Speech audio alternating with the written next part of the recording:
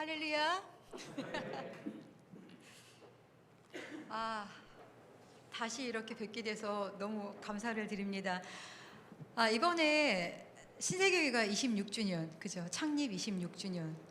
네, 같이 와서 예배를 드리고 싶었습니다. 네, 참석하지 못해서 마음으로 예배를 저도 인터넷으로 드리면서 함께 참여를 했었습니다.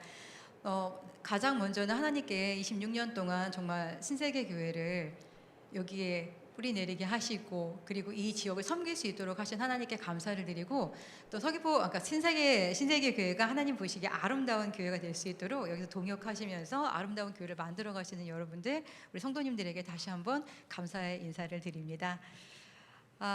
오늘 제가 말씀을 같이 이제 보고를 하려고 해요. 쿠미에서, 우간다에서 어떤 일들이 일어나고 이 일들을 함께 나누고 싶은데요. 하기 전에 먼저 아시나요? 제가 너무너무 오고 싶었는데 제가 언제 한국에 왔는지 혹시 아시나요? 잘 모르시죠? 여기 젊은이 예배 맞죠? 젊은이 예배 맞죠? 네, 젊은이 예배, 저희는 마음이 젊어요. 그래서 오늘 젊은이 예배 참석하신 모든 성도님들은 마음도 젊으시고 또 젊게 살아가시는 것 같아요. 하나님 보시기에도 젊고. 그래서 함께 은혜를 나누길 원하는데요. 제가 3월 달에 들어왔습니다. 한국에 들어온 거는 3월에 들어왔는데 아슬아슬하게 들어왔어요. 그러니까 급하게 이제 일이 생겨서 들어와서 일을 처리하고 바로 나가야겠다라고 딱 들어왔는데, 제가 들어오고 얼마 있다가 우간다 하늘길이 닫혔어요. 그래서 나가지도 못하고 지금 계속 지금까지 이렇게 가고 있는데요. 이러면서 제가 하나님과 굉장히 많은 교제를 많이 하게 됐어요. 그래서 오늘 선교 보고를 하기 전에 먼저 나누고 싶었던 게, 제가 이번에 3월부터 지금 이제 6월 달까지 한 3개월 정도의 시간 동안에 이 시간에 저희가 고난 주간을 보냈잖아요. 부활주일 절기를 보냈고, 또 무엇보다도 코로나라는 상황 가운데서 얼마나 정말 팬데믹이라는 정말 세계적 대유행이 일어나면서 세계가 지구촌이 하나라는 것들을 아마 많이 느끼셨을 거예요. 야, 우리만 잘해서 되는 게 아니구나, 우리는 하나다라는, 아마 이런 생각 많이 하셨을 거예요. 제가 이번에 한국에 와서 많이 느꼈던 게 뭐냐면, 저는 죽음을 많이 묵상을 했습니다. 우리 대부분 부활절기 지나면서 한 번씩은 죽죠. 안 죽으시나 봐요. 대부분, 왜냐하면 저희가 부활의 소망이 뭔가, 저희가 죽지 않으면 부활이라는 게 없잖아요. 근데 저희가 그냥 육체적으로 죽는 게 아니라 정말 하나님 안에서 우리가 다시 한번 하나님 앞에 다시 한번 죽음을, 저희가 죽음으로써 다시 하나님 앞에서 새롭게 태어나는 어떤 부활의 그 소망을 저희가 맛보며 살아가는데, 제가 이번에 한국에 와서 그거를 많이 느낀 거예요. 그 죽음이라는 거에 대해서. 왜냐하면 처음에 코로나가 시작이 되었을 때 우한에서 어떤 일들이 일어났는지 다 기억하시죠? 아마 많이 들으셨을 거예요. 근데 저에겐 그게 너무 충격이었던 게 뭐냐면, 사람이 살아 있어요. 근데 갖다 막 묻어요. 그냥 갖다 화장장에다가 이런 모습을 보면서 사람의, 인간의 어떤 존엄성이나 이런 것들이 어떤 질병이나 이런 거 앞에서 사라지는 것들을 봤어요. 이게 제3세계 같은 경우에는요, 이런 일들이 일어납니다. 왜냐하면 질병이 있고, 그런데 고치지 못한 어떤 상황 가운데 여러 가지가 있지만, 한국이나 선진국 같은 경우에는 어떻게 해서든지 사람의 어떤 존엄성을 어떻게 해주죠? 존엄한 그거를 대로 어떻게 치료나 어떤 것들을 해주게 되는데, 이게 아닌 것들을 보게 되면서 제가 이번에 느꼈던 게 그거였습니다. 하나님, 죽음에 대해서, 내가 오늘 죽는다라면, 내가 만일 정말 이 코로나라는 질병에 걸려서 정말 죽게 된다라면은 어떤 일들이 일어날까라는 것들을 생각을 해보게 되었습니다. 혹시 우리 청년들 가운데서는 죽음에 대해서 이번에 좀 생각을 해보셨나요? 아니면 나는 신의 아들인가요? 나는 어떤 환경에서 나는 불사조처럼 살아날 수 있는, 어떻게 그렇게 생각을 하시나요? 사람이, 제가 이번에 느꼈던 게 뭐냐면, 죽음을 생각을 해보니까는요, 그 다음에 이게 사람이 담대해지는 거예요. 이미 내가 죽었다라고 생각을 해보세요. 내가 이미 죽었으면 그 다음에 뭐죠? 두려운 게 있을까요? 죽은 사람이 누가 나한테 뭐라고 얘기를 한다고 화를 내거나, 아니면은 어떤 질병이나 막 이런 것들이 온다고 두려워하게 되나요? 그게 없더라고요. 그래서 하나님 앞에서 제가 했던 게 뭐냐면, 하나님, 그러네요. 제가 오늘도 죽어야 된다라는 것들을 알게 되면서 죽음에 대해서 많은 묵상을 하게 됐습니다. 그러면서도 생각을 하게 되는 게, 죽음을 생각하게 되면 그 다음부터 살아가는 게 오늘을 열심히 살아야겠다. 여러분들 많이 오늘이 마지막 날이라고 생각을 해보세요. 우리 청년들 많이 계시는데 오늘이 마지막 날이면 뭘 하시겠어요? 가장 먼저 뭘 하실 것 같아요? 생각을 해보셨나요? 한번 오늘 가셔서, 지금 아마 생각하기 힘드실 거예요. 오늘 댁에 가셔서 다들 한번 깊이 생각을 해봤으면 좋겠어요. 오늘 나의 마지막 날이라면 코로나가 두려울까? 아니면 내가 누군가를 미워할까? 아마 이런 모든 것들을 우리가 극복을 할 수 있을 것 같아요. 그래서 이번에 제가 다시 한번 느낀 게, 그래, 하나님을 믿는 나는 정말 하나님 앞에서 부활의 소망을 가지고 살아가면서 오늘을 마지막 날처럼 최선을 다해서 살아야겠다라는 그러한 다짐을 이번에 많이 하게 되었습니다. 여러분들은 어떠세요? 하셨죠? 예. 오늘 본문 말씀을 제가 이제 기도를 하고 하면서, 본문 말씀 어떤 말씀을 가지고 우리 젊은 예배에서 나눌까라고 이제 기도하는 가운데 하나님께서 주신 말씀이 이거였어요. 그래서 오늘 나눴던 말씀 가운데서 아마 다 아시겠지만, 이 배경을 혹시 아시나요? 지금 바울하고 바나바에 대해서는 여러분 아시죠? 바울이 나오고 바나바가 나오고 또 신세계교회가 지금 사도행전을 이렇게 읽고 있어요. 그래서 아마 잘 아실 거예요. 오늘 목사님 말씀 가운데서도 예루살렘 교회에서 어떤 일들이 일어나는 거에 대해서 이렇게 또 말씀을 하셨잖아요. 그렇죠? 이어지는 거예요. 예루살렘 교회가 성도들이, 그러니까 일어나고, 그다음에 여러 가지 막 믿는 사람들이 많이 생기고 이런 가운데, 나중에 오늘 본문에 보면은요, 환란을 받게 됩니다. 그 성도들이 스데반이 순교를 하게 돼요. 스데반이 순교를 하면서 그때 이제 예루살렘 지역에서 환란이 일어나면서 성도들이 뿔뿔이 흩어지게 됩니다. 뿔뿔이 흩어지게 되면서 그러니까 많은 곳으로 흩어졌는데, 그 중에서 성도들이 어디로 갔냐면은 예루살렘에서 북쪽으로 한 500km 떨어져 있는 곳에 수리아 안디옥이라는 곳이 있어요. 오늘 본문 읽었던 그 장소입니다. 그곳으로 많은 성도들이 옮겨갔는데 그곳에서 교회를 개척을 하게 됩니다. 그러면서 안디옥 교회가 세워지게 되고요. 그때 예루살렘 교회에서는 바나바를 교회의 목사님으로 보내게 됩니다. 그래서 바나바가 어떤 사람이라고 나오죠, 성경에? 제가 성경을 묵상하면서도 바나바에 대해서 굉장히 많이 좀 묵상을 하고 싶어지는 사람 중에 한 사람이에요. 근데 바나바는 참 착한 사람이래요. 착한 사람이고, 이분이 목회자로 이제 발령을 받고 안디옥으로 가게 되고, 그곳에서 도착해서 보니까는 이방 선교도 같이 해야 되잖아요. 그때 떠오른 사람이 누굴까요? 이방 선교 하게 되면 떠오르는 분이 사도 바울이죠. 그래서 5가지 찾아가서 어떻게 되죠? 바울을 데리고 와서 둘이 함께 안디옥에 머물면서 선교를 하게 됩니다. 그러면서 저희가 그리스도인의 기원이죠. 어떻게 그리스도인이라는 이야기가 나왔나라고 했을 때 오늘 본문에 나오게 됩니다. 어떻게 교회에 1년간 모여 있어 큰 무리를 가르쳤고, 제자들이 안디옥에서 비로소 그리스도인이라 일컬음을 받게 되었다고 나옵니다. 그리스도인. 오늘 목사님 설교에서도 말씀하셨어요. 오늘 그리스도인에 대해서, 그리스도인의 삶이 어떻게 해야 되고, 교회 본질 말씀하시면서 말씀을 하셨는데요. 제가 이거를 좀 여쭙고 싶어요. 혹시 기독교인과 그리스도인의 차이가 뭘까요?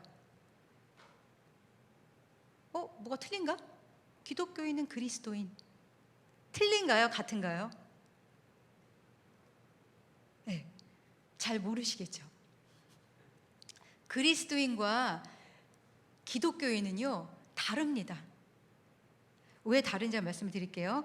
이거에 대해서 나와 있는 게, 어떻게 이제 어떤 분이 글을 썼어요. 거기에 뭐라고 나와 있냐면, 기독교인은 종교인이라고 얘기할 수 있어요. 그죠? 종교를 이야기할 때 기독교라고 얘기하는데, 기독교인은 뭐냐면요, 자신의 유익을 위해서 하나님을 이용하고자 해요. 자신의 유익을 위해서. 그런데 그리스도인은 어떠냐면요, 하나님의 영광을 위해서 자신이 쓰임을 받고자 하는 사람입니다. 같은가요? 틀린가요? 틀리죠. 그러면은 여러분들은 그러면은 기독교인인가요? 아니면은 그리스도인인가요? 생각 중인가요? 우리는 그리스도인입니다. 오늘 성경에 그리스도인들, 초창기에 안디옥에 있던 그리스도인들이 어떻게 선교를 했고 어떻게 했는지에 대해서 자세하게 나와 있진 않아요. 그런데 보면은 새성전 성경을 쭉 읽다 보면은 뭐가 나오냐면 사람들에게 칭송을 받아요. 그 예수님을 믿지 않는 사람들로부터요, 세상 사람들로부터 칭송을 받습니다. 다르다라는 거예요. 구별됐다라는 이런 이야기를 듣게 됩니다. 우리는 어떨까요? 지금 현재 세상에 보면은 교회가 세상으로부터 존경을 받고 있을까요? 아닌 건 아시죠? 그렇죠? 왜일까요? 그렇다면은 그리스도인들은 세상으로부터 저 사람 그리스도인이야, 저 사람 기독교인이야 그러면 그 사람이 사람들로부터, 세상으로부터 존경을 받고 있나요? 대부분 아니라는 거 알고 계시죠? 왜일까요? 한번 저희가 깊이 생각을 해봤으면 좋겠습니다.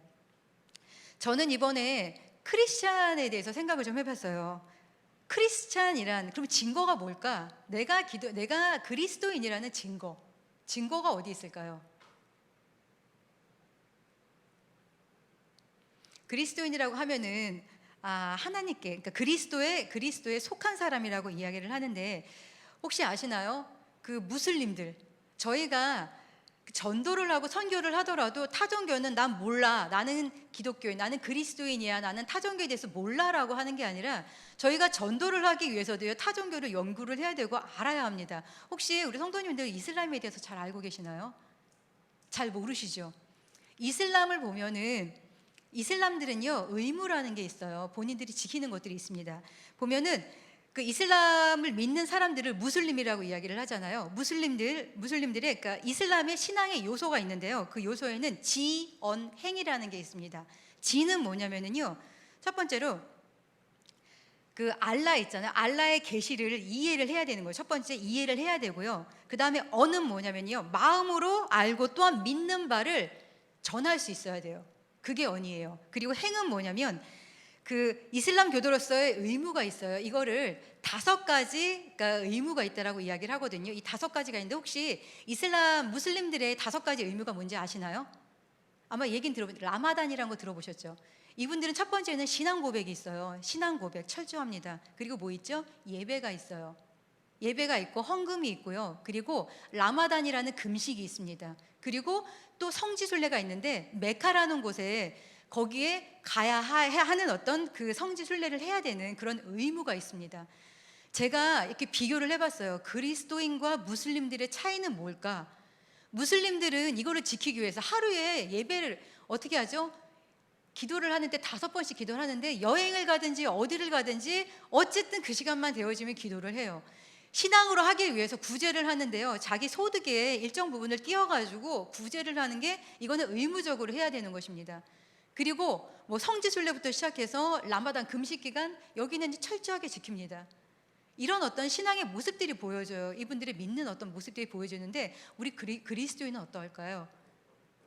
그리스도인은 하나님께서 우리에게, 그러니까 예수 그리스도가 대속을 해주셨죠. 그래서 우리에게 값없이 무엇을 주셨어요?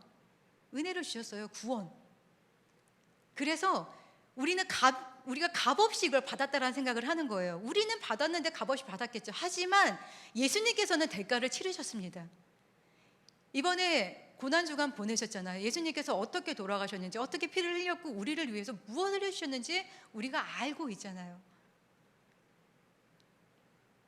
값없는 게 아니라 값을 주시고 우리를 사셨습니다.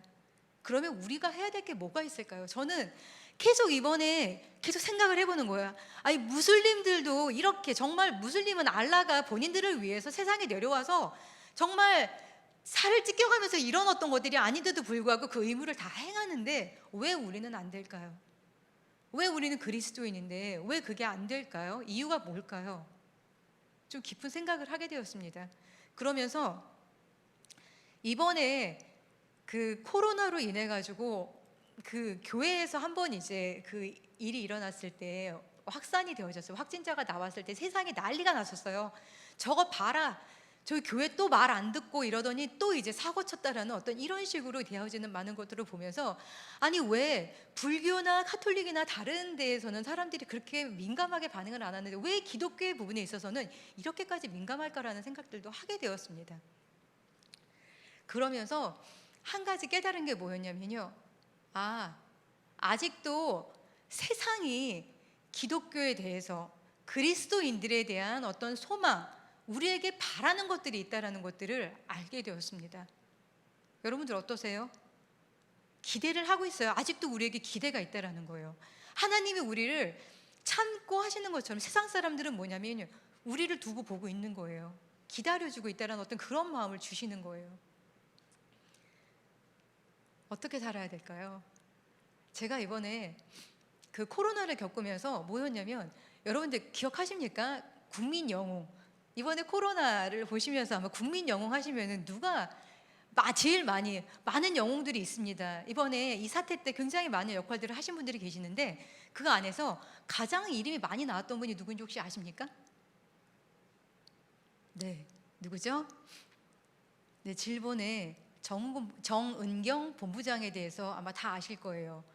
왜 사람들이 그분을 영웅이라고 이렇게 얘기를 할까요? 이유가 뭐죠? 한번 연구를 해보셨나요? 저는 되게 궁금해졌어요. 왜냐하면 그분의 삶이 궁금해지기 시작했어요. 왜냐하면 한국의 초창기 코로나가 어땠는지 아시죠? 제가 우간다에서 나올 때 막 너무너무 걱정했어요. 그때는 우간다는 청정 지역이었습니다. 근데 제가 한국에 갔다가 온다고 하니까는 왜 그 위험한 한국에 가느냐. 그 당시에 중국과 한국은요, 코로나의 본산지라고만 이야기할 정도로 해서 굉장히 많은 사람들이 코로나 국가라는 어떤 이런 이야기를 했을 정도였는데, 그때 이제 나간다고 하니까 사람들이 굉장히 많이 걱정을 했었는데, 제가 이제 나왔어요. 그리고 계속 되어지는 게 뭐냐면 정말 혼돈이더라고요. 사람들이 그 안에서 정말 어떻게 살아가야 될지, 무엇을 해야 될지, 이런 것들을 방황하고 있는 가운데 그분이 끊임없이 브리핑을 해가는데요, 결국은 사람들이 신뢰를 하게 하는 거예요. 그 브리핑에 신뢰를 갖게끔 하게 되는 그런 거를 보게 된 거예요.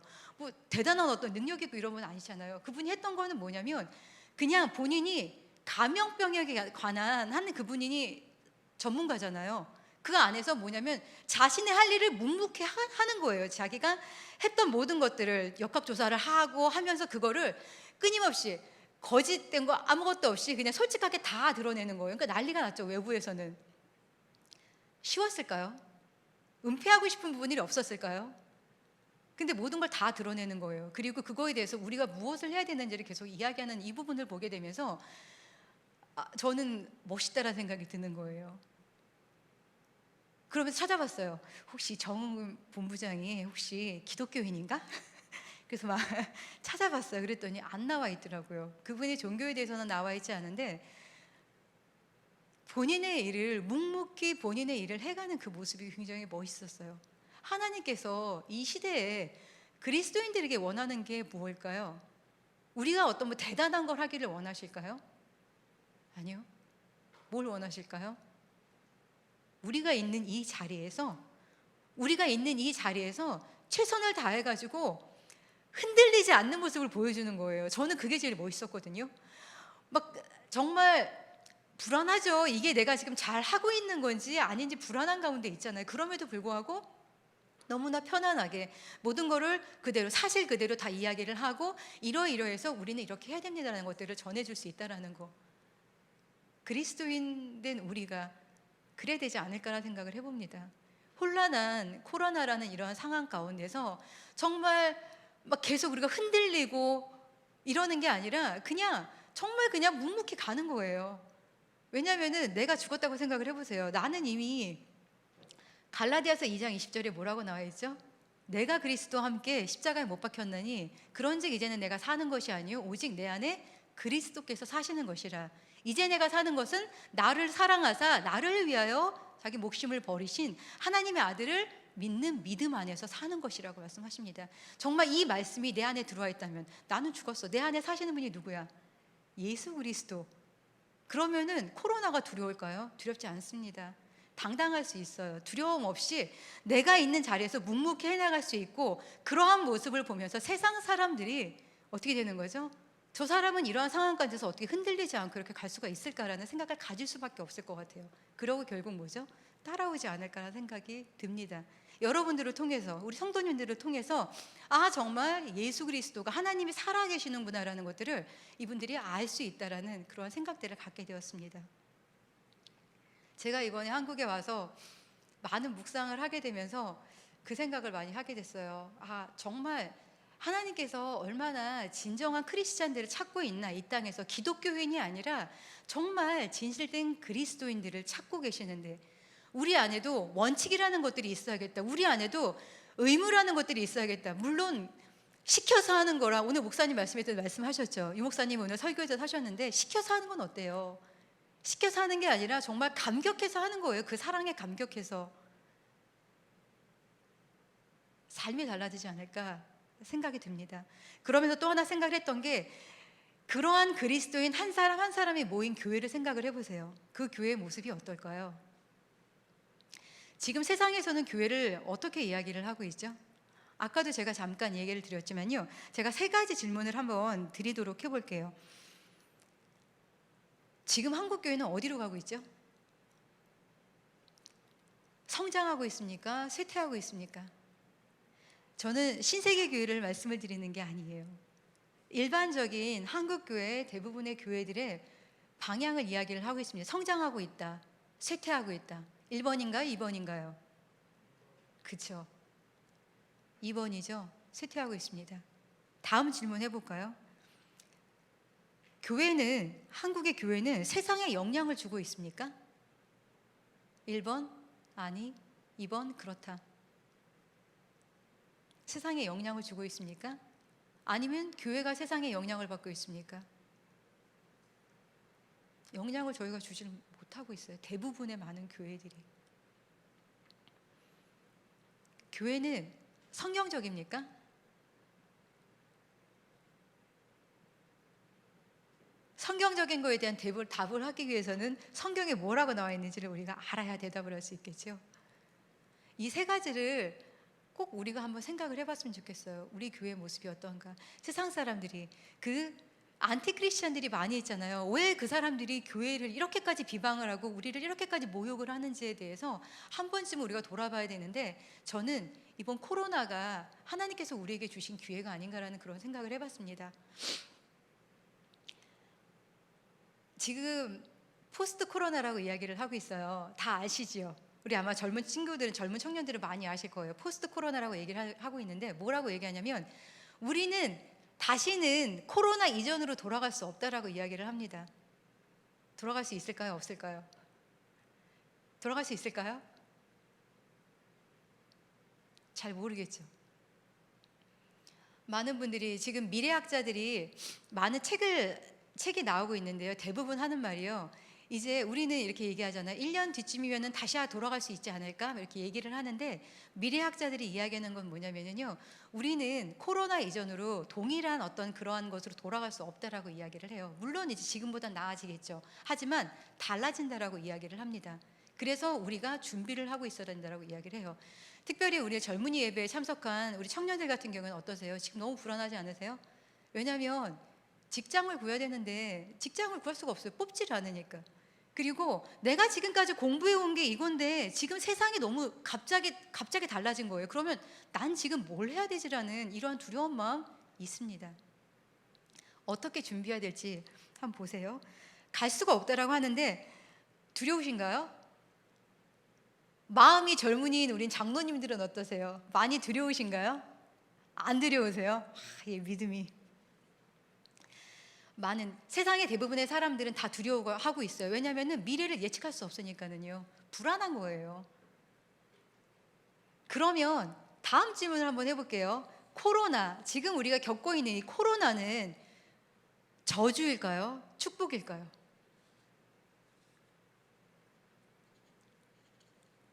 어렵죠.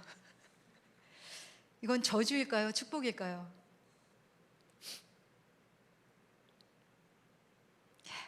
어렵습니다. 그렇죠?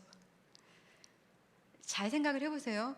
지금 사람들은, 특별히 이제 고령층에 계신 많은 분들이 세상을 뜨셨습니다. 너무너무 마음이 아프죠. 근데 여러분들 그거 아세요? 지금 자연이 살아나고 있는 거, 환경이 살아나고 있는 거 아십니까? 우리는 사람들은요, 지금 코로나 때문에 죽겠다라고 이야기를 하고 있는데, 환경, 우리가 이전까지 하나님께서 우리에게 다스리라고 정복하라 그런 게 아니라 우리에게 다스리라고 주셨던 자연을 우리는 너무나 많이 어떻게 했죠? 개발을 한다라고 너무나 많이 황폐화시킨 거예요. 근데 지금 자연은 살겠다라고, 이제야 살겠다라고 숨통이 튀었다라고 하고 있어요. 이 상황을 어떻게 보십니까? 우리가 코로나가 이거는 저주야, 이거는 빨리 종식돼야 되는 이런 게 아니라 이제는 우리가 하나님 앞에서 정말 사람만 생각하는 게 아니라 온 우주를 다스리시고 모든 것들을 다 주관하시는 하나님의 관점에서 우리가 세상을 봐야 할 것 같아요. 자연은 살겠다고 이야기를 합니다. 이제 앞으로 우리는 어떻게 살아가야 될까요? 제가 너무 감사했던 게 뭐냐면, 제가 신세계 교회 이렇게 영상들을, 목사님 설교 말씀과 영상들을 좀 보고 있는데요. 하면서 계속 하고 있는 게, 신세계 교회가 요즘 목사님이 어떤 설교 하고 계시는지 혹시 아시나요? 네. 예배와 말씀의 회복, 그리고 교회의 본질에 대해서 계속해서 말씀을 하고 계시는 거 아십니까? 지금 이 상황에 우리가 두려워하는 게 아니라 우리가 해야 되는 거는 뭐냐면요, 다시 처음으로 돌아가는 거예요. 다시 원칙으로 돌아가는 거예요. 하나님께서 교회를 뭐라 그러셨지? 그리스도인은 뭐를 해야 되는 거지? 우리는 뭐를 해야 되는지라는 것들을 다시 한번 우리가 원론 기초로 돌아가야 되는 거예요. 그 원칙으로 돌아가서 다시 시작을 해야 되는 이런 상황입니다. 너무나 감사한 거예요. 우리 신세계 교회는 이미 그렇게 가고 있습니다. 우리가 기도해야 되는 거는요, 한국에 있는 교회뿐만이 아니라 전 세계에 있는 모든 교회들이 기도해야 합니다. 왜냐하면 우리는 하나니까는요. 이제 지구촌이라고 이야기를 하잖아요. 정말 질병이 여기서 났는데 우리만 잘 단속한다고 되는 게 아니라 정말 여기서 한 사람이라도 이동을 하게 되면 또 다른 지역에서 일어나게 되어지는, 우리는 하나입니다. 함께 가야 합니다. 이제 세계를 품은 그리스도인이 되어야 해요. 이제 이 지역 안에서 우리 교회와 우간다와 인도와 또 필리핀과 이스라엘만 위해서 기도를 하는 것이 아니라 전 세계를 위한 기도를 우리가 이 자리에서 해야 하는 것입니다. 왜냐하면 우리는 한 가족이기 때문입니다. 아멘. 제가 이번에 들어와서 처음에는 제가 준비를 하나도 못하고 나왔어요. 우간다에서 나올 때. 왜냐하면 한 3주 정도의 짧은 어떤 일정을 가지고 빨리 돌아가야겠다라는 생각을 가지고, 이제 상황이 그랬기 때문에 준비를 해서 뭐 집부터 시작해서 사역도 마찬가지고 빨리 제가 돌아가서 할 수 있는 어떤 이런 정도의 준비만 하고 나왔었는데, 이게 갑자기 딱 들어오고 나서 한 달 동안 다 닫혀버린 거예요. 한 달 뒤에 대통령 담화를 통하여서 어떻게 진행되는지 이야기를 해주겠다. 그러더니 그 뒤에 다시 2주 후에 또 발표를 하겠다 해서 계속 이게 이제 연장이 되고 있는 거예요. 저는 들어가려고 스탠바이를 하고 있는데 계속 일들이 이렇게 되어지다 보니까, 이게 여러분 5분 대기조가 어떤지 아십니까? 5분 대기조가 뭔지 아세요? 군대 다녀오셨는데 잘 아실 것 같아요. 계속 대기하고 있는 상태인 거예요. 무엇을 할 수 있는 그게 안 되는 거예요. 그러다가 결국은 제가 내려놨어요. 그러고 내가 여기서 하나님께서 나에게, 그러니까 지금 우간다 같은 경우에는 어떤 상황이냐면요, 선교사님들이 지금 이렇게 밖에 나가서 다니질 못하세요. 처음에 이제 그 아프리카에서도 이제 마찬가지로 들었던 게, 아시아 쪽에서 먼저 그러니까 이 코로나가 시작이 됐었기 때문에 아시아인들에 대한 혐한이 있었습니다. 그래서 굉장히 좀 어려운 부분들이 있었고, 지금도 이제 외부 출입을 자제하고 웬만하면 집에서 머물러 달라는 이야기를 하고 있는데, 제가 이제 여기에서 지내면서 어떤 것들이 있었냐면, 처음에는 굉장히 마음이 힘들었어요. 내가 언제까지 여기서 이렇게 하고 있어야 되는 건가? 만일 제가 쉬러 나왔다거나 아니면 그랬다라면 그냥 맘 놓고 뭔가를 할 수 있었을 것 같은데 그게 아닌 거예요. 그래서 기도를 하는 가운데 하나님께서, 제가 가장 좋아하는 말씀 중에 한 말씀이 로마서 8장 28절입니다. 우리가 알거니와 하나님을 사랑하는 자 곧 그의 뜻대로 부르심을 입은 자들에게는 모든 것이 합력하여 선을 이루느니라. 하나님께서 말씀하세요. 이것도 너에게 복이 되게 해주겠다. 그래서 제가 기도를 했어요. 그렇다면 하나님, 제가 지금 한국에서 이 자리에서 제가 할 수 있는 것들이 무엇이 있을까요? 라고 했을 때 하나님께서 저에게 길을 열어주시고요, 이곳에서 앞으로 우간다에 돌아가서 해야 될 사역들을 준비할 수 있는 더 많은 길들을 열어주셨습니다. 할렐루야. 하나님께서는 실수가 없으십니다. 우리 한 사람 한 사람에게 내가 당했을 때, 오늘 나에게 어떤 일이 닥쳤는데요, 그 일이 나에게 굉장히 어렵고 힘든 일 같고 부당하게 느껴지기도 하고 그런 일이 될 수도 있어요. 그런데 한편으로 기도를 해보면요, 하나님께서는 모든 걸 다 아시는 분입니다. 합력하여 선을 이루시는 하나님을 신뢰할 수 있다라면 그 자리에서 새롭게 우리가 희망을 가지고 뭔가 시작을 할 수 있게 되어집니다. 제가 그래서 이제 여러 가지 일들을 하게 되었는데, 첫 번째로 지금 우간다 상황에 대해서 말씀을 드리면은요, 우간다는 한국은 지금 방역이나 이런 것들이 잘 되어 있기 때문에 어떤 우리는 3T를 하고 있잖아요. 그죠? 테스트를 하고 그다음 뭐 하죠? 네, 진단을 하고 추적을 하고 어떤 이런 시스템을 통해 가지고 가고 있는데, 아프리카 쪽 특별히 우간다 같은 경우에도 이런 것들이 잘 발달되어 있지 않습니다. 그래서 가장 큰 거는 봉쇄령이에요. 일단 막자. 그래서 들어오는 것들을 막아야지 우리를 지킬 수 있다는 것들인데, 그러다 보니까 어떻게 되어 있죠? 사람들이 뭔가 일상생활을 할 수 있게끔 해줘야 돼요. 지금 한국에서는 그래도 긴급 그러니까 재난기금이나 이런 것들 통해 가지고 어떤 지원들이 국민들에게 되어졌잖아요. 저희는 그게 아무것도 없어요. 식량 지원이 되어질 것이다라는 어떤 발표가 나왔는데 지금까지 아무런 일들이 없습니다. 그러니까 처음에는 정부의 어떤 약속을 믿고 기다렸던 분들이 나중에는 견딜 수가 없는 거예요. 왜냐하면 특별히 이제 그러니까 하루 벌어서 하루 먹고 살아야 되는 이런 분들 같은 경우는 어떻게 되죠? 하루를 못 먹으면 그러면 계속 이게 쌓이게 되니까 더 이상 이제 못 살겠다라고 나와서 데모를 하기 시작했습니다. 그래서 지금 저희 우간다 안에서도 이곳저곳에서 많은 데모들이 일어나고, 그걸 또 진압하기 위해서 병력들이 또 투입이 되고 하는 이런 일들이 벌어지고 나면서 그러니까 굉장히 좀 불안한 상황이에요. 왜냐하면 가장 무서운 게 그러니까 굶주림이거든요. 사람들이 그러니까 이게 이렇게 계속 되어지다 보면 나중에는요, 이제 그게 굶어 죽으나 내가 싸워서 맞아 죽으나 뭘 죽으나 이래저래 죽는 건 똑같은 거예요. 그러면 더 이상 무서운 게 없어집니다. 어떤 그런 상황이 발생하지 않도록 기도를 하고 있는데, 저희 같은 경우에 이번에 저희 지역에 감사하게 좀 그러니까 어떤 지원을 받게 되어서요. 제가 이제 사역을 하고 있는 기여대책 쪽에서 그쪽 우간다 지부에 지원을 했던 거예요. 저희가 일부분을 좀 받아가지고 지역에 가장 어려운 그러니까 독거노인이나 취약계층, 그래서 소년소녀 가장들 해가지고 150가정을 선정을 해가지고 그 가정에 옥수수 가루하고 그다음에 비누하고 마스크를 지원하는 거를 이번에 지금 준비를 해서 다음 주 정도에 지원이 들어갑니다. 그래서 이런 지원을 하고 있는데 너무나 많은 분들이 그러니까 지금도 되게 고통 가운데서 이렇게 지내고 계세요. 그러니까 저는 지금 여기 나와 있는 상황에서 되게 마음이 어려운 거예요. 현장에 가서 같이 보면서 같이 하고 싶은데 이걸 하지 못한다라는 것들이. 근데 하나님께서 이것도 복이 되게 해주셔서 여기에 있었지만 그래도 이제 연결 통해 가지고 이 일들을 할 수 있게 하신 하나님을 찬양합니다. 현재 우간다는 그런 상황에 있고요. 제가 지금 이곳에 나와서 이제 다시 우간다를 돌아가게 되면은 제가 해야 되는 일들이 지난번에도 잠깐 말씀드렸지만 이전에 10년 동안에 저희 지역에서 했던 여러 가지 사역들이 있어요.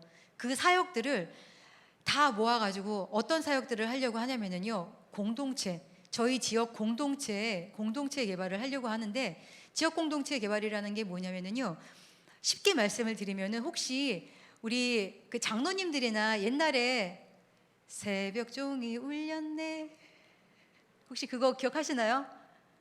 그거 처음 어떻게 되죠? 새벽 종이 울렸네, 새 아침이 밝았네, 너도 나도 일어나, 새 마을을 가꾸세, 살기 좋은 내 마을 우리 손으로 가꾸세, 만드세, 가꾸세인가 이렇게. 혹시 우리 젊은 분들은 모르시죠? 이게 무슨 노래일까요?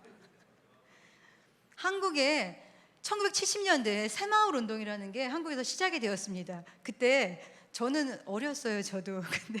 근데 그때 생각이 나요. 그때 막 진짜 종치고 막 뭐 하면서 막 다들 해가지고 새벽종이 울리니까 다 일어나라는 거예요. 다 일어나서 너도 나도 일어나서 가서 빨리 일을 하라는 거예요. 그래서 함께 잘 사는 마을을 갖고 가자라는 이런 운동이, 새마을 운동이라는 운동이 일어났었습니다. 제가 기도를 하는 가운데 뭐가 있었냐면, 저희가 여러 가지 이제 지원을 이렇게 우간다에 했었어요, 쿠미 지역에. 근데 결국은 뭐냐면 이분들의 생각이 변화되어지고요, 기본적인 것부터 정말 인식이 바뀌어져서 이분들이 생활의 소득이 있어지는 게 가장 큰 거예요. 그래야 자립이 가능한 거예요. 저희가 여러 가지 지원을 했었지만 그 소득 증대에 대해서는 저희가 만족할 만한 그런 결과를 아직까지는 얻지 못했습니다. 그래서 하나님께서 저에게 주셨던 게 뭐냐면, 남은 사역은 뭐냐면 그분들이 정말 농업을 제대로 농사를 지어가지고 소득을 증대시킬 수 있어서 아이들의 필요나 그다음에 정말 교회나 지원을 할 수 있는 부분들을 할 수 있는 이런 시스템을 만들어가라라는 그런 비전을 주셨습니다. 그래서 제가 한국에 나와가지고 했던 것들이 뭐냐면 새마을 운동에 대해서 찾아보는 거 하고요. 찾아보다 보니까 여러분, 새마을 운동이 어디서 시작됐는지 아세요? 어디서 시작이 되었을까요? 그 박정희 대통령이 시작을 한 거로 많은 분들이 알고 계세요. 근데 그분이 인사이트를 받은 데가 있습니다. 거기가 어디냐면 가나안 농군학교. 가나안 농군학교인데 우리 마음이 젊으신 우리 장로님 세대들은 다 우리 젊은이들은 예, 이게요 가나안 농군학교라고 들어보셨나요? 혹시 김용기 장로님이라고 들어보셨나요? 그 김용기 장로님이 그 농촌 개발을 하시는 농촌 운동가세요. 기독교 농촌 운동가신데 그 가나안 농군학교에 들어가면은 어떤 훈련을 받냐면요. 들어가자마자 구호를 막 외칩니다. 일하기 싫으면 먹지도 말라. 일하기 싫으면 먹지도 말라. 그거부터 시작해서 치약을 짤 때요. 치약을 0.1cm인가 해가지고 정말 근검 전략을 할 수 있도록 하게 하고 그 다음에 노동을 할 수 있는 어떤 이런 것들을 통해 가지고 사람이 부지런해질 수 있는 어떤 이런 시스템을 만들어 갑니다. 근데 이 새마을 운동에 처음에 어떤 인사이트를 받았던 게 이상촌 운동이라고 해서 김영규 장로님이 가나안 운동 학교를 시작하기 전에 이상촌이라는 데가 있었어요. 처음에 가족으로 시작돼 가지고 우리 가족부터 변화되어져서 그 다음에 우리 지역을 변화시키자. 우리 가족만 잘 사는 게 아니라 우리 지역을 잘 사는 마을로 만들어보자라고 했던 어떤 그게 점차 확장이 되어지고 발전을 해가지고 현재는 한국뿐만이 아니라 해외에도 가나안 농군학교를 시작을 해가지고 많은 농촌에 있는 사람들이 그곳에 들어가서 훈련을 받으면서 생각의 변화나 이런 것들이 일어나게 하는 이런 일들을 하고 있습니다. 기도하는 가운데 하나님께서 이 비전을 주셨어요. 제가 돌아가서 소득증대나 농업에 대한 여러 가지를 하게 되지만 가장 큰 거는 뭐냐면 하나님께서 우리에게 주신 잠재력이 있습니다. 하나님께서 모든 사람들에게 잠재력을 허락해 주셨습니다. 아프리카 우간다에 있는 우리 주민들이요 정말 열심히 일을 해요. 많은 분들이 아프리카에 있는 사람들은 게으르기 때문에 가난하다라고 이야기를 하는데요. 아닙니다. 정말 농번기 되면은 너무너무 열심히 일을 해요. 근데 시스템에 의해서 이분들이 소득을 얻을 수 있는 일한 만큼의 대가를 얻을 수 있는 그런 시스템이 안 되어 있기 때문에 그런 시스템을 만들어주는 것들이 너무너무 중요한 것인데요. 이게 어떤 분들이 이렇게 얘기를 합니다. 아니 그게 선교사가 할 일이야? 그거는 지역 개발을 하는 사람들이 하는 거지 라고 이야기를 하는데 우리는 대부분 성과 속을 이렇게 나눕니다. 교회에서 예배를 드리는 거 그리고 전도를 하는 거는 거룩한 거야. 근데 세상에 나가서 일을 하는 것과 세상적인 어떤 일들을 하는 거에 대해서는 이거는 거룩한 게 아니고 그냥 세속적인 일이라는 많은 사람들이 그런 생각들을 하고 있는데요. 그럴까요? 아니지요. 우리는 너무나 이분법적인 사고에 익숙해져 있어요. 하나님은 우리 육신을 주셔서요. 우리가 영과 육이 따로 될 수가 없어요. 이거는 하나입니다. 마찬가지로 세상에 나가서 그 다음에 그러니까 저희가 속되다는 것과 세상적으로 저희가 일을 하거나 이런 것들이 분리가 될 수가 없습니다. 어떻게 될까요? 둘 다 변해야 되는 거예요. 하나님께서는 그렇게 변화되기를 원하시고 나만 잘 사는 것이 아니라 우리 공동체가 변화되기를 원하세요. 그래서 결국은 저는 꿈을 꾸고 있습니다. 제가 우간다 쿠미 지역에서 꾸고 있는 꿈은요. 많은 사람들이 그거는 이상이야, 그거는 이루어질 수 없는 꿈이야 라고 이야기를 하지만 저는 꿈을 꾸고 있고요. 그 꿈을 하나님께서 이루어 주실 거라고 믿는데요. 그 꿈이 뭐냐면 저희 쿠미 지역에 아름다운 하나님 나라의 공동체를 만드는 게 제 꿈이에요. 그 공동체가 어떻게 이루어질까요?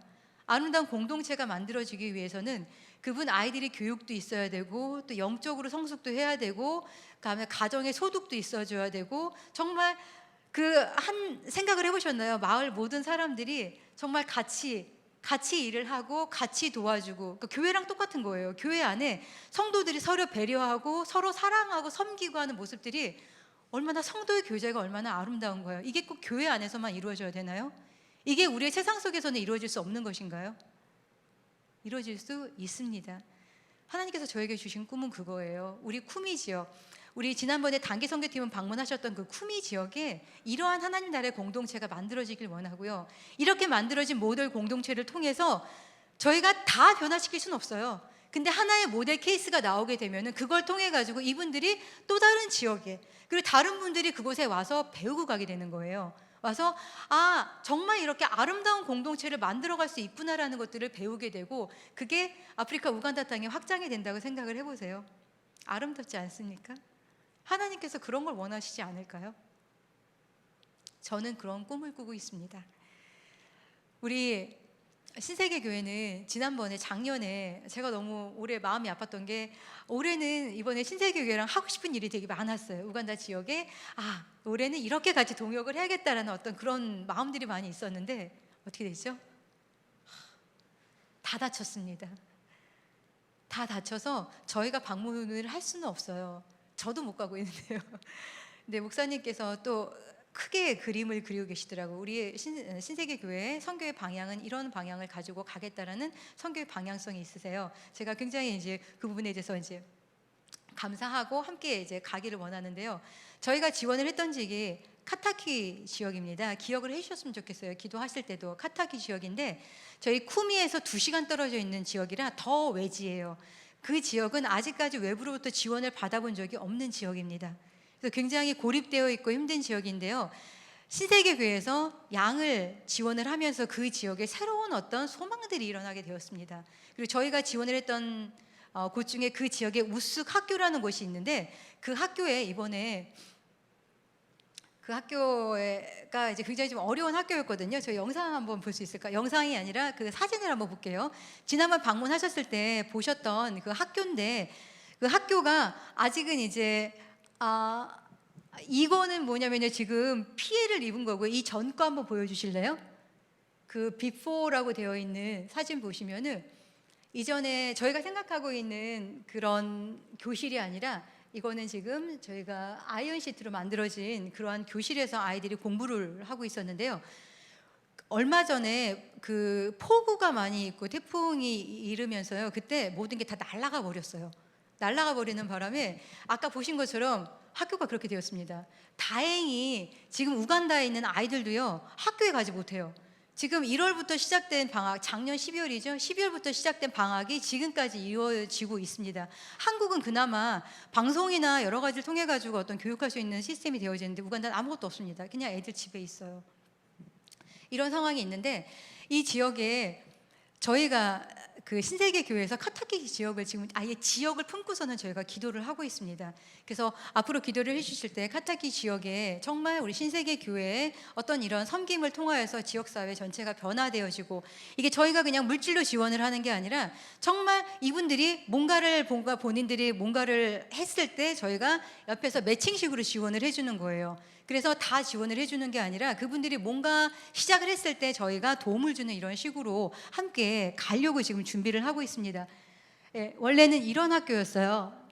예, 이렇게 되었던 학교가 어떻게 되었냐면요, 다음 보시면은 아까 보셨던 것처럼 다 날아가서 지금은 아무것도 없는 이런 어떤 상황이 되었습니다. 그래서 그 카타키에 있는 우스 그 초등학교를 위해서요, 그 저희가 신세계 교회가 품고 기도하고 있기 때문에 기도를 계속해서 좀 해주시고요. 그 다음에 저희가 지금 이제 여러 가지 준비를 하고 있는데, 지난번에 지원해주신 양 같은 경우에는 카타키 지역에서 지금 잘 돌보고 있습니다. 그래서 내년에 이제 저희가 갔을 때나 아니면은 아마 볼 수 있을 것 같아요. 어느 정도 이제 새끼를 낳고 해서 그 지역 분들이 어떤 변화가 이제 일어나고 있는지에 대해서는 제가 올해나 아니면 내년 정도에 그거를 함께 나눌 수 있는 그런 시간이 될 것 같습니다. 그래서 계속해서 저희 카타키 지역을 위해서 기도를 해주시고요. 저희가 선교를 할 때 아까도 말씀드렸지만 같이 저희가 비전을 품고 꿈을 꾸고 가는 것들은 굉장히 중요한 것 같아요. 저 혼자만의 꿈이 아니라 이 꿈이 제가 쿠미에서 가졌던 꿈이 함께 저희가 쿠미와 또 카타키 지역을 놓고 함께 기도했으면 좋겠어요. 카타키 지역이 하나님 땅 되어지는, 하나님 나라의 공동체가 카타키 지역에서 이루어지는 그러한 꿈을 우리가 함께 꾸었으면 좋겠습니다. 제가 시간 관계상 다른 거는 더 안 해드리고요. 마지막으로 이 말씀을 드리고 말씀을 하고 싶은데요. 아까 제가 말씀해 주셨지만 포스트 코로나 말씀을 드렸습니다. 이제 코로나 이후에 우리가 가는 방향성에 대해서 제가 두렵냐고 말씀을 드렸었죠. 아직까지도 두려우신 분들은 다시 한번 잘 묵상을 해보세요. 그리고 제가 아까 말씀드린 대로 갈라디아서 2장 20절, 난 이미 죽었어. 난 이미 예수 그리스도와 함께 십자가에 달려 죽고 내 안에 사시는 분이 그리스도라는 어떤 이런 믿음이 있다라면, 이런 확신이 있다라면 코로나가 온다고 하더라도, 아니면은 앞으로 코로나보다 더한 감염병이나 어떤 어려움이 닥칠지라도, 아니면은 우리 가정이나 여러 가지 어려움이 닥칠지라도 우리가 흔들리지 아니하고 우리의 믿음을 가지고 갈 수 있을 거라 확신을 합니다. 우리가 어떤 신앙생활을 할 때, 제가 혹시 이 찬양을 아시나요? 제가 오늘 아침에 잠을 자고 일어났을 때 이 찬양을 하나님께서 저에게 주셨습니다. 시간이 조금 지났는데요, 양해를 해주시고 제가 3개월을 기다렸습니다. 우리 성도님들 뵈려고. 저는 3개월을 기다렸는데 한 10분, 20분 늦는 거 괜찮지요? 아마 우리 마음이 젊으신 우리 성도님들은 이 찬양을 작은 불꽃 하나가 찬양을 아실 것 같아요. 근데 우리 젊은 세대, 몸이 젊으신 이 세대는 잘 모르실 것 같아요. 근데 1절 찬양을 한번 불러보겠어요. 그리고 한번 나눠보겠습니다. 작은 불꽃 하나가 큰 불을 일으키어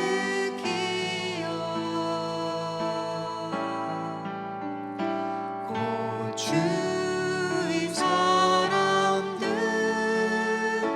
그 불에 몸 녹이듯이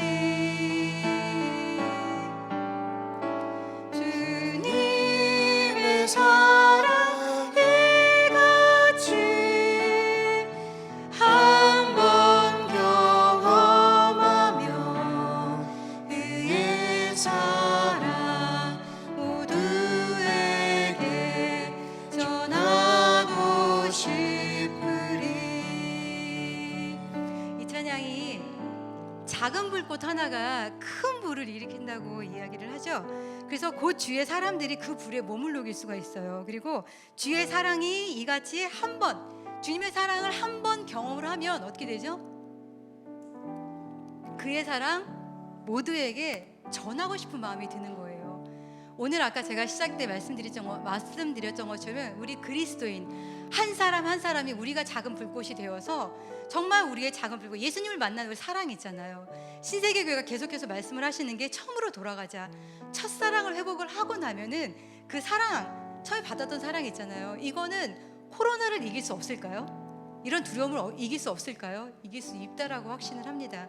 그런 작은 불꽃, 우리 안에 있는 작은 불꽃을 이제 키웠으면 좋겠어요. 그냥 작은 불꽃으로 남기는 게 아니라 큰 불이 일어날 수 있게끔 이것을 키워서 우리 자신부터 변화되어지고요, 우리 가정을 변화시키고, 그리고 우리의 교회를 변화시키고, 우리의 지역사회, 나아가서 우간다와 필리핀과 인도와 정말 전 세계를 변화시킬 수 있는 그러한 놀라운 일들이 우리 신세계 교회로부터 시작이 되었으면 좋겠습니다. 마지막으로 다 함께 다시 한번 이 찬양 불러보겠습니다. 작은 불꽃 하나가 큰 불을 일으키어 곧 주위 사람들 그 불에 몸 녹이듯이 주님의 사랑이 같이